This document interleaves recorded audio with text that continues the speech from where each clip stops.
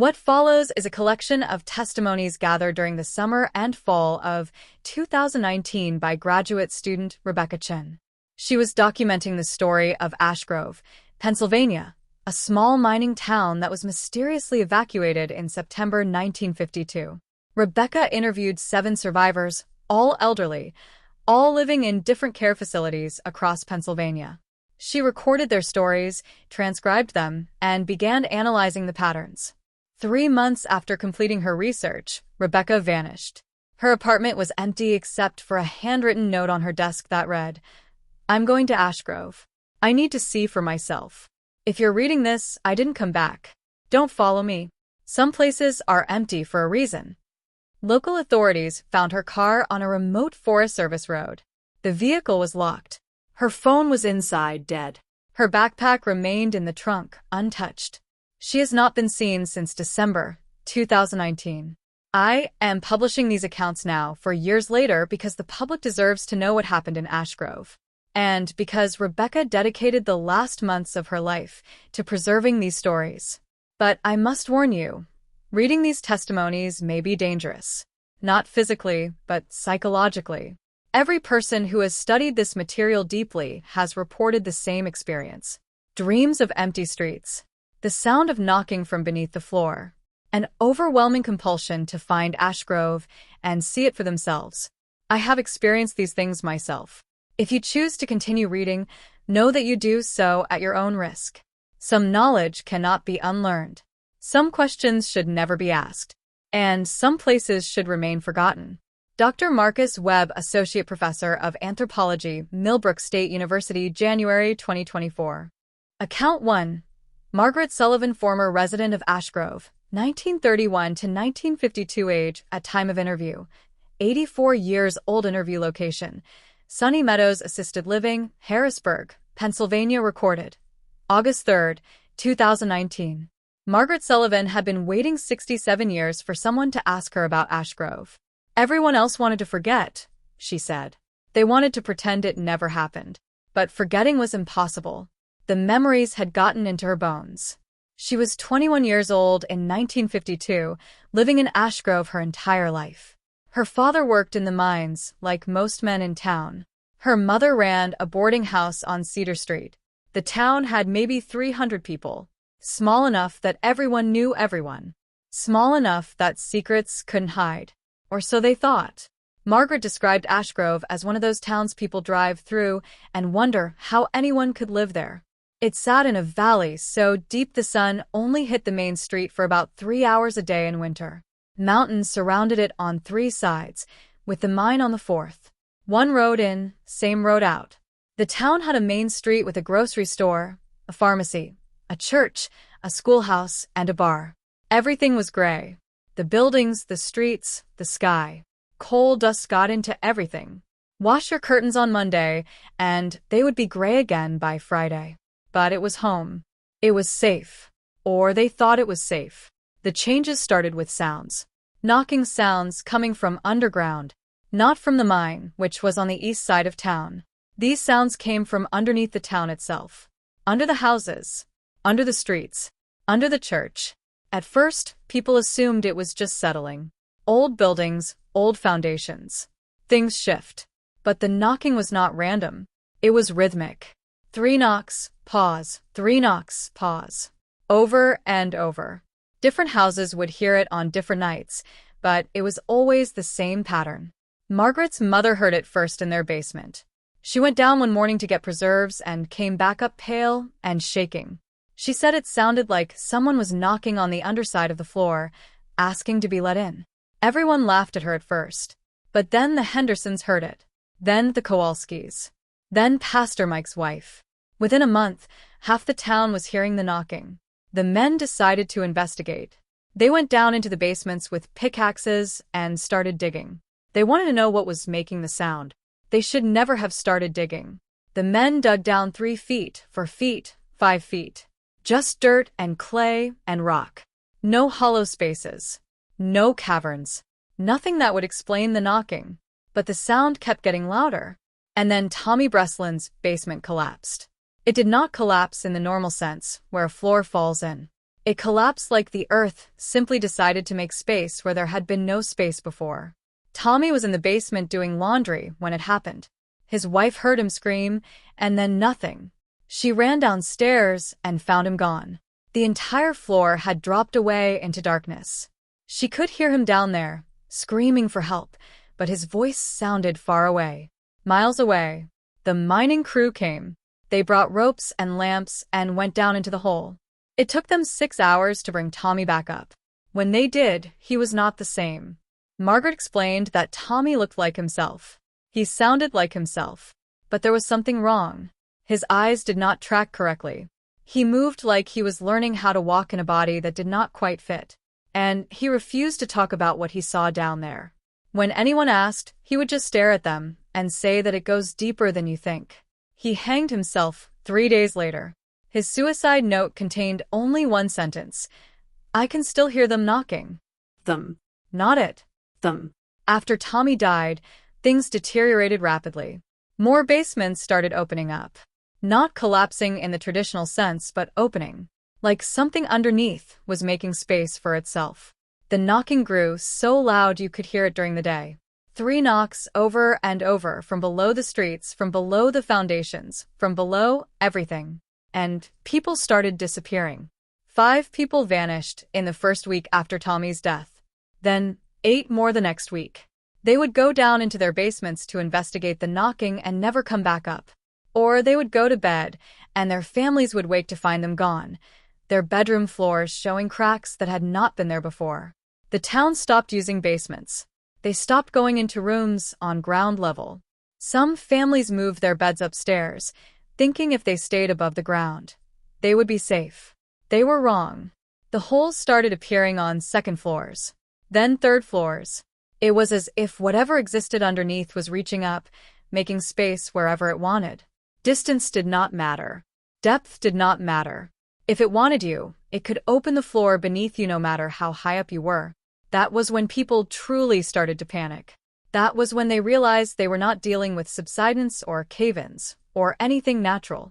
This was something else. Something that was choosing who to take. Margaret witnessed Mary Patterson fall. It happened in church on a Sunday, in August. Maybe 50 people were still in town by then, still holding out, still believing it would stop.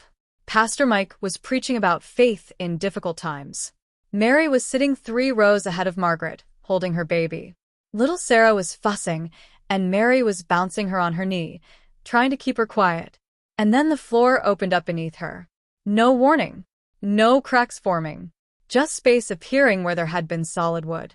Mary fell through so fast she did not even scream. 1 second she was there, the next she was gone. The baby fell with her. Everyone rushed to the hole. It was maybe 3 feet across, perfectly circular, going straight down. They could see Mary down there, maybe 10 feet below them, having landed hard on what looked like dirt, though it was too dark to see properly. They called down to her. She looked up at them. Her face was pure terror. And then she started sinking. Not falling. Sinking. Like the ground beneath her had turned to liquid. She was screaming, trying to grab onto something, but there was nothing to grab. They threw down ropes, but she just kept sinking, faster and faster. The baby was already gone. Just swallowed by the earth. The hole closed up after that. It filled itself in like it had never been there. They tried to dig down to find her, but there was nothing. Just solid wood and solid ground. That was when Margaret knew they had to leave. When she knew there was no fighting this. The evacuation happened on September 15, 1952. The governor declared it an emergency. He said there was structural instability, that the whole town was at risk of catastrophic collapse. He ordered a mandatory evacuation. But that was not why they left. They left because they knew that if they stayed, they would be taken. All of them. Whatever was underneath Ashgrove, it was patient, but it was getting hungrier. It was taking people faster and faster. By the time the evacuation order came, they had lost maybe 100 people. 1/3 of the town. Just gone. Swallowed by holes that opened and closed like mouths. But not everyone left. Some people could not leave. They would try to walk out of town and just end up back where they started. Like the town would not let them go. And some people did not want to leave. They had been hearing the knocking so long that they wanted to know what was down there. They wanted to understand. Margaret's neighbor, Mr. Chen, was one of them. His wife and kids evacuated, but he stayed behind. He said he had spent 30 years in that town, and he deserved to know the truth. Margaret saw him the day before she left. He was standing on his porch, staring at a hole that had opened up in his front yard. It was huge, maybe 15 feet across, going straight down into darkness. He looked at Margaret and smiled. He told her it was beautiful down there, that it was vast, that she could not imagine how much space there was under the ground, how much room for all of us. And then he jumped in. Margaret ran. She got in her car and drove and did not look back. She made it out. Many people did, but many did not. No one knows what happened to the people who stayed. The government sealed the town off. They bulldozed the only road in. They put up fences and warning signs. For a while, there were guards to keep people out. But eventually, everyone just forgot. Ashgrove became a place that used to exist. A place that was not worth remembering. But Margaret remembered. She still dreamed about it. She dreamed about the knocking. She dreamed about holes opening up beneath her. She dreamed about falling into spaces that go on forever. And sometimes she still heard it. The knocking. 3 knocks. Pause. 3 knocks. Usually when she was alone. Usually at night. And she knew it was impossible, but she swore it sounded like it was coming from underneath her bed. Like it had followed her out. Like it was still looking for her. Account 2. Robert Kowalski, former resident of Ashgrove, 1940 to 1952 age at time of interview, 79 years old. Interview location, Golden Years Care Center, Pittsburgh, Pennsylvania. Recorded August 7, 2019. Robert Kowalski, who went by Bobby, was 12 years old when he left Ashgrove. He saw things no child should see. Things no one should see. He wanted to know if Rebecca had spoken to Margaret Sullivan yet. When she confirmed that she had, Bobby asked if Margaret told her about the holes. Rebecca said yes. Then Bobby asked if Margaret told her about what came out of the holes. She had not mentioned that part. Bobby explained that most people did not like to talk about that aspect of Ashgrove. It was easier to pretend it was just the town swallowing people up. But things came out of the holes too. Toward the end, he struggled to find words to describe what he saw. He asked if Rebecca had ever looked at something, and her brain simply could not process what she was seeing. Like there was too much information, and the mind just rejected it. It was early September, maybe a week before the evacuation. Bobby was out after curfew. By that point, the town had established a curfew requiring everyone to be inside by sundown. But he was 12 and stupid, and he snuck out to meet his friend Danny. They were going to explore one of the abandoned houses. They were walking down Main Street when they saw one of the holes. It was right in the middle of the road, maybe 6 feet across. They knew they should run, but they were kids. They wanted to look, so they got down on their bellies and crawled up to the edge and peered down. It went deep. So deep they could not see the bottom, even though there was a streetlight right above them. Just darkness going down and down. And then they heard something climbing up. They could hear it scraping against the sides of the hole. Getting closer. They should have run, but they were frozen, just staring down into that darkness. And then they saw it. Bobby still could not describe it properly. It was big, maybe the size of a horse, but the wrong shape. Too many limbs. All of them bent at wrong angles. It moved like a spider, but not quite. Its body was segmented, but the segments did not connect right. There were gaps between them, but it moved like it was solid. And it did not have a face. Where a face should have been, there was just a smooth surface that rippled like water. It climbed up out of that hole and stood in the middle of the street. It turned its non-face toward them, and Bobby swore it saw them. He did not know how it saw them with no eyes, but it did. They ran. They ran so fast Bobby thought his heart was going to explode. They could hear it behind them, making a sound like dry leaves rustling, moving fast on all those wrong-angled limbs. Danny lived closer, so they went to his house. They pounded on the door, and Danny's father let them in and slammed it behind them. They told him what they saw, and he grabbed a shotgun and went to the window. The thing was standing in the middle of the street, just waiting. Danny's father aimed the gun at it and fired. The shot went right through it. It did not hurt it, did not even slow it down. It just stood there, That rippling knot face pointed at the house. And then it sank back into the ground, just lowered itself down into a hole that was not there a second before, and disappeared. Bobby did not see that specific creature again, but he saw others. They all did, in those last few weeks. The creatures would come up at night, dozens of them, just walking through the streets. They never hurt anyone directly. They just watched, like they were studying humans, learning about them. Some people tried to fight the creatures. It did not work. You could not kill them because they were not really there. Not completely. They existed halfway between this world and wherever down there was. Bullets went through them. So did knives. So did everything. But if the creatures touched you, something terrible happened. You went cold. Not regular cold. Cold like all the heat had been sucked out of your body at once. And you would start to see things. The people they touched would start talking about the spaces underneath, about how vast it was down there, how beautiful, how quiet. And then they would disappear, not fall through holes, just fade. Over the course of hours or days, they would become more and more transparent until eventually there was nothing left. Bobby's mother was touched.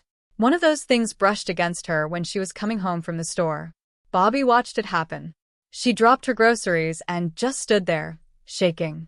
When she could move again, she came inside and sat at the kitchen table and did not say a word for 3 hours. When she finally spoke, all she said was that it was so empty down there. So empty and so full at the same time. She lasted 2 days before she faded completely. Bobby's father tried everything. He took her to the doctor, to the hospital in the next town, even to a priest. Nothing worked. She just got fainter and fainter until one morning her bed was empty and she was gone. That was when Bobby's father decided they were leaving. Evacuation order or not, they were getting out. They both made it out. They moved to Pittsburgh and tried to forget. Bobby's father died in 1987 from cancer. Regular, normal, explainable cancer. Bobby was almost grateful for that. At least it was something that made sense. But Bobby thought about Ashgrove every day. Not because he wanted to, because he could not stop thinking about it. It was like having a loose tooth you cannot stop touching with your tongue, even though you know it hurts. He dreamed about it. He dreamed about walking down Main Street, and all the holes were still there, but they were bigger now.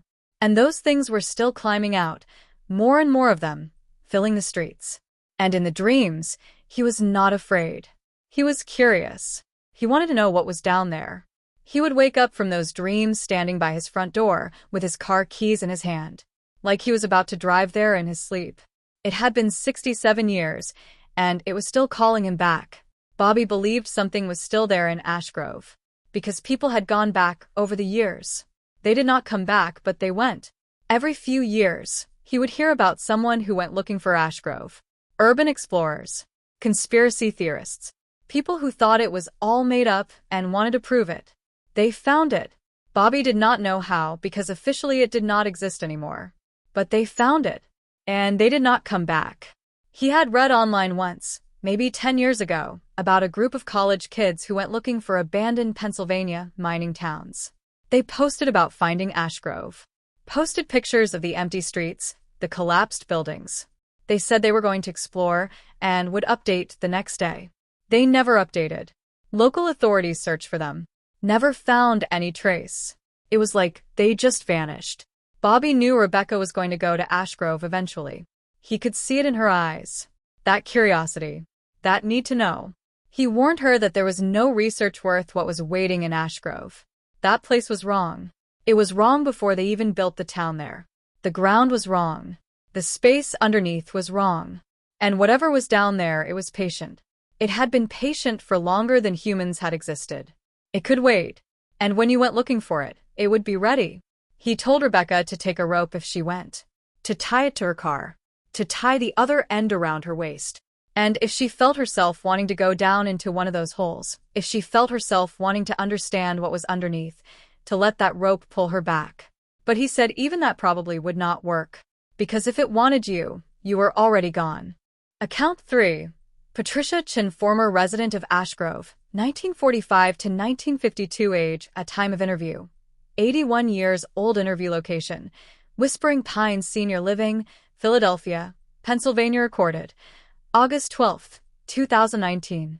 Patricia Chen was 7 years old when she left Ashgrove. Her father was one of the people who chose to stay. She remembered what he said, that he needed to know, that he had spent 7 years in that town, and he deserved to understand what it was, what it wanted, why it was taking people. He was an engineer. He believed everything could be explained. Everything had logic behind it. He thought if he could just study the holes, study the patterns, he could figure it out. Patricia's mother begged him to leave. Patricia begged him, but he just smiled and told them not to worry. He said he would figure it out, and then he would come find them. He never came. Margaret Sullivan had told Rebecca about seeing Mr. Chen the day before the evacuation, about how he jumped into one of the holes. But Patricia corrected that version of the story. He did not jump. He walked in. There was a difference. Jumping was panic.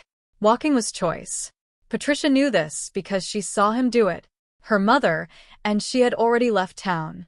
They were staying with family in Harrisburg. But Patricia had nightmares every night. Terrible nightmares about her father calling for her from deep underground. She was only 7, but she knew something was wrong. She knew he was in trouble. So she snuck out, took a bus as far as she could, then walked the last few miles. The town had already been evacuated. There were barriers up, but she was small. She climbed through. Ashgrove was empty. Every house vacant. Every street silent. But the holes were still there. Dozens of them. Some in the roads, some in yards, some in the middle of buildings. All of them going straight down into darkness. She found her father at their old house. He was standing in the backyard, looking down into a hole that had opened up where her mother's garden used to be. She called to him. He turned and looked at her, and she saw that Margaret was right. There was something different about him. He looked tired, old, like he had aged years in just days. But he smiled when he saw her. He said he was hoping she would come, that he wanted someone to know. Patricia asked him what he meant. He said he wanted someone to know what was down there, what had been waiting all this time. And then he told her. He explained that Ashgrove was not built on the ground. It was built on a roof, a ceiling. And underneath the ceiling was something vast, something that had been there before humans, before life, before time meant anything. He said the knocking was not something trying to get in. It was a warning that they were standing on something they should not be standing on, that the ceiling was weak, that it was always meant to be empty there. He had gone down into one of the holes. Not all the way. He had used ropes and lamps and all his engineering equipment. He had descended maybe 50 feet before the rope ran out. And in that 50 feet, he saw spaces that could not exist. Caverns that were bigger on the inside than the outside. Passages that folded back on themselves. Geometry that defied every law of physics he knew. And he saw them. The things that lived down there. He would not describe them. He said human language did not have words for what they were. But they were aware. They were intelligent. And they had been there so long that time did not mean anything to them. They were not hostile. They were just there, existing in spaces that existed before space existed. And when humans built a town on top of their home, it was like building a house on someone's grave. Disrespectful. Wrong. The holes were them making room. The disappearances were them taking back what was theirs. Patricia's father looked at her with tears in his eyes. He told her he was sorry, that he could not leave now, that he had seen too much, that he understood too much. If he tried to leave, he would take it with him. It was in his head now, in his understanding of how reality worked. If he left, it would spread. Patricia asked him what would spread. He said the knowledge, the understanding that the ground was not solid, that underneath everything we build, there was infinite space waiting to open up. If he took that knowledge out into the world, reality would start to fracture. Holes would open everywhere, not just in Ashgrove. The ceiling would crack all over the world. Patricia was 7. She did not understand. She just wanted her father to come home. But he shook his head. He said he had to stay. He had to go down there and stay down there. As long as he was beneath Ashgrove, the knowledge stayed there. It did not spread. The rest of the world stayed safe. And then he stepped into the hole and started walking down. Not falling.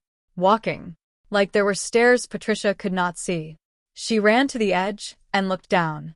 She could see him descending, getting smaller and smaller, walking deeper into the darkness. And she could hear him talking, but not to her. He was talking to something down there, something she could not see. She watched until he disappeared completely. And then the hole began to close. The earth just filled itself back in, like water flowing into a depression. Patricia stood there for hours, crying, waiting for him to come back. But he never did. Eventually, some soldiers found her. The National Guard had been patrolling the perimeter. They took her back to her mother. She told her mother what she had seen. Her mother did not believe her. She thought Patricia had had a nightmare, that the trauma of losing her father had made her imagine things. But Patricia knew what she saw. Her father walked down into the space beneath Ashgrove, and he chose to stay there. He chose to keep the knowledge from spreading. He saved the world. And no one would ever know. Patricia believed he was still down there. She thought they all were. Everyone who was taken, everyone who chose to stay. She thought they were all down there in those infinite spaces, existing in the gaps between reality. And she thought they were waiting for the ceiling to crack somewhere else. For another town to be built on thin ground. For more people to start hearing the knocking. It would happen again. Maybe not in our lifetimes. Maybe not for 1,000 years. But it would happen, because the space underneath was not going away. It had always been there. It would always be there. And humanity kept building higher and higher, never realizing how much empty space was beneath our feet. Patricia was adamant that it was not safe to go to Ashgrove. When Rebecca mentioned considering it for research purposes, Patricia became sharp and urgent. She insisted there were some histories that should not be preserved, some knowledge that should not be documented. Ashgrove was one of them. If you went there, you would see the holes. And if you saw the holes, you would want to understand them. And if you wanted to understand them, you would look down into them. And if you looked down, everything would change. Patricia's father was a smart man, an engineer, a rational person who believed in science and logic. And looking down into those holes broke him, changed him, made him realize that reality was thinner than we think. If you went to Ashgrove, you would learn the same thing. And once you learned it, you could not unlearn it. You could not go back to believing the ground was solid. Additional accounts, brief excerpts. James Henderson, age 77, provided testimony about discovering old journals from the original settlers dating back to the 1840s. Those journals described hearing knocking from underground. They described people disappearing. They described holes opening up. It had been happening for over 100 years. The residents just did not talk about it. Every generation knew, but they stayed anyway, because where else would they go? This was home. Even if home was built on something that wanted them gone. Elizabeth Martinez, age 83, worked at the phone company operating the switchboard. In those last weeks, she would receive calls from numbers that did not exist. She would pick up, and there would be breathing on the other end. Or knocking. 3 knocks, pause, 3 knocks. And sometimes she would hear voices. Familiar voices. People who had already been taken. They would say it was not so bad down there, or that there was so much room, or to tell their families they were sorry. Elizabeth stopped answering the phone. But it kept ringing. Even after she left. Even after they shut down the phone lines. She swore she could still hear it ringing. David Walsh, age 80, recalled that his little brother was 4 when they evacuated. Too young to understand what was happening. But the boy would stand at the edge of the holes and wave down into them, like he was waving to friends. When David asked him what he was doing, his brother said he was saying hello to the people who lived downstairs.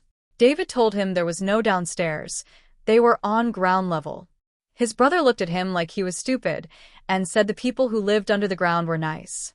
They wanted them to come visit. David grabbed him and pulled him away from the hole. That night, the boy tried to sneak out.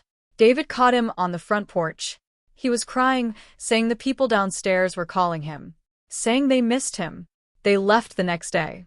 The brother was now 67, living in Colorado with grandkids. Normal life. But sometimes when David called him, he still talked about the people downstairs.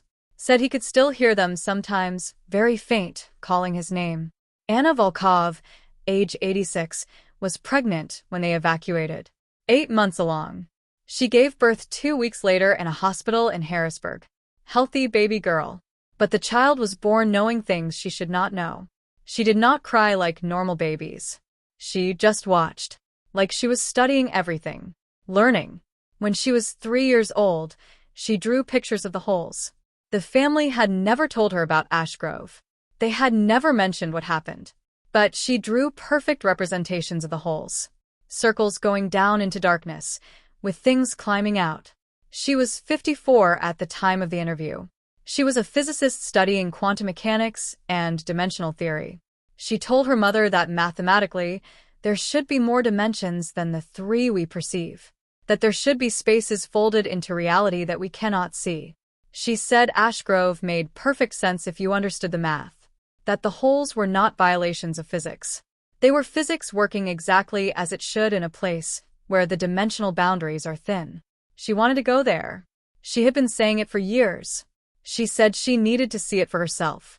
She needed to understand. Anna had forbidden her. She had begged her daughter not to go. But she could see it in her daughter's eyes. That curiosity. That need to know. Her daughter was going to go eventually. And when she did, Anna would lose her the same way she lost her home. The same way they all lost everything they left behind in Ashgrove. Because once you started asking questions about what was underneath, you could not stop. The knowledge became a compulsion. And the compulsion became a calling. And the calling never stopped. Rebecca's final notes found on her desk after her disappearance undated, probably written in late November 2019. Rebecca wrote that she was going to Ashgrove the next day. She knew everyone had warned her not to. She knew it was probably a mistake. But she had interviewed 7 people, and all their stories aligned too perfectly. The details were too consistent. The fear was too real. Something happened in Ashgrove. Something that could not be explained by subsidence or mass hysteria or government cover-up. Something that fundamentally violated the way reality is supposed to work. And she needed to see it for herself. She had studied the old maps. She had triangulated the location based on the survivors' descriptions. She thought she knew where it was. Or where it used to be. The government claimed it was bulldozed and the land reclaimed, but satellite imagery showed something different. There was a valley that did not appear on any modern map. A valley where nothing grew and no roads led. That was where she was going. She had prepared as well as she could. Supplies. A GPS tracker. A satellite phone. Rope, like Bobby suggested. She had told 2 people where she was going and when to expect her back. If she was not back in 48 hours, they were supposed to call the authorities. But she did not think she was coming back. She could feel it already. The pull. The curiosity that every single survivor talked about. The need to understand what was underneath. It was not rational. It was something deeper. Something that got into your head when you listened to the stories too long. The night before, she had dreamed about walking through an empty town. She could hear knocking from underneath the streets. 3 knocks, pause, 3 knocks. And she knew, the way you know things in dreams, that if she could just find the right spot, if she could just look down into the right hole, everything would make sense. She woke up standing in her kitchen with her car keys in her hand. She knew what that meant. She knew she was already caught. The survivors all said the same thing. Once you started thinking about Ashgrove, once you started wondering what was underneath, you were already being called. You were already part of it. But she had to go. She had to see. Even if it meant she did not come back. Even if it meant she ended up like Mr. Chen, walking down into the darkness, choosing to stay because leaving would spread the knowledge. She understood now why he did it, why he chose to go down. Because once you knew that the ground was not solid, once you understood that there were infinite spaces beneath your feet, you could not unknow it. You could not go back to living a normal life. You could not pretend the ceiling was secure. So she was going. The next morning, she would drive as far as the roads went, then walk the rest. She would find Ashgrove. She would see the holes. And she would try to come back. But if anyone was reading this, it probably meant she did not. If that was the case, she asked for one favor. Do not go looking for her. Do not try to follow.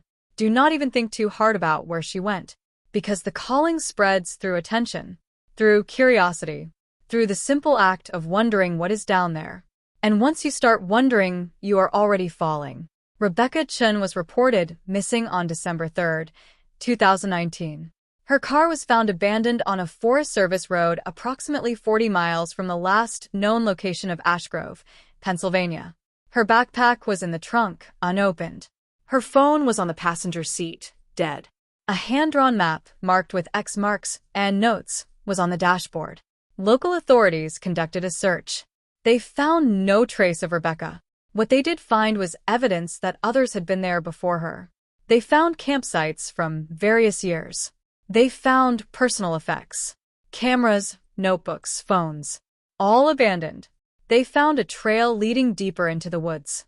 They followed it for 3 miles before they found the first hole. It was in the middle of a clearing, perfectly circular, approximately 6 feet across, going straight down. They dropped a weighted line. It did not hit bottom at 500 feet. They called for specialized equipment. By the time it arrived 2 days later, the hole was gone. The ground was solid, like it had never been there. The search was called off. Rebecca was declared a missing person. The case remains open but inactive. Editor's confession written by Dr. Marcus Webb, January 2024. Dr. Marcus Webb published these transcripts against the advice of his colleagues and the explicit wishes of Rebecca's family. They believed that disseminating this information was dangerous, that it spread the compulsion, that it called more people to Ashgrove. They might be right. But Rebecca spent the last months of her life documenting these stories. She believed they were important. She believed people needed to know what happened. And she knew the risks. She went anyway. Dr. Webb would not let her work disappear like she did. So here it is. The testimony of the survivors of Ashgrove, Pennsylvania, a town that was evacuated in 1952 due to structural instability. A town where the ground opened up and swallowed a third of the population. A town where things climbed out of holes that should not exist. A town built on a ceiling that was never meant to bear weight. A town that is still there, waiting in a valley that does not appear on maps. Waiting for the curious. Waiting for those who need to understand. Waiting for the next person who hears the knocking and cannot resist looking down. Dr. Webb had to be honest. After spending 6 months compiling these transcripts, after reading Rebecca's notes and listening to the audio recordings dozens of times, he started hearing it too. The knocking. 3 knocks. Pause. 3 knocks. Usually at night. Usually when he was alone. Coming from underneath his office floor. He knew it was not real. He knew it was psychosomatic. Audio pareidolia. His brain creating patterns where none existed because he had been so immersed in this material. But it sounded so real. And one night he had the dream. The one all the survivors mentioned. The one Rebecca wrote about. Walking through empty streets. Hearing the knocking getting louder. Finding a hole and looking down into infinite darkness. And wanting to jump. He woke up in his car, parked in his driveway, with the engine running. He did not remember getting out of bed. He did not remember getting dressed. He did not remember getting his keys. But he was there, in his car, at 3 a.m, with a bag packed in the passenger seat. He was publishing this now because he did not know how much longer he could resist. The calling was getting stronger. The need to understand was overwhelming. And he knew that eventually he would do what Rebecca did, what Mr. Chen did, what all those urban explorers and curious students did. He would go to Ashgrove. And he would not come back. So read this if you want. Learn about what happened. Understand the history. But please, he was begging everyone. Do not go looking for Ashgrove. Do not try to find it. Do not listen for the knocking. And if you start to feel the calling, if you start to dream about holes going down into infinite darkness, if you wake up with the need to understand what is underneath, resist. Resist as long as you can. Because once you start falling, you never stop. Final addendum written by unknown archivist, March 2024. Dr. Marcus Webb was reported missing on February 8, 2024. His office was found empty. His computer was still on, displaying this document. His car was gone. 3 days later, his vehicle was located on the same Forest Service road where Rebecca Chen's car had been found in 2019. This document was found saved on his hard drive with a timestamp of February 7, 2024 at 11:47 in the evening. No search was conducted. Local authorities have designated the area as unstable and dangerous. The road has been closed. Barriers have been erected. Warning signs posted. But people still go. Every year, a few more curious souls disappear along that Forest Service road. Students, researchers, thrill seekers, people who read about Ashgrove and cannot resist the calling.